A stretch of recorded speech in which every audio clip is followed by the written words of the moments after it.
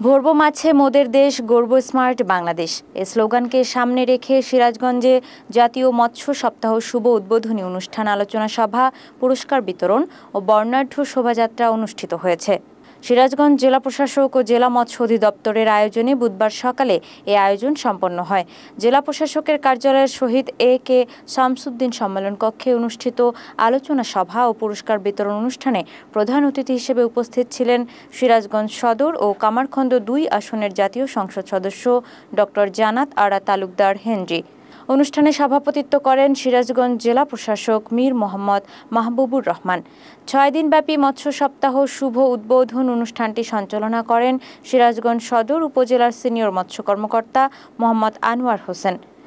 আলোচনা সভা শেষে পুরস্কার প্রদান করেন অতিথিরা। এর আগে জেলা প্রশাসকের কার্যালয়ে কালেক্টর চত্বর থেকে একটি বর্ণাঢ্য শোভাযাত্রা বের হয়ে শহরের প্রধান সড়ক প্রদক্ষিণ করে কালেক্টরের চত্বর এসে শেষ হয়।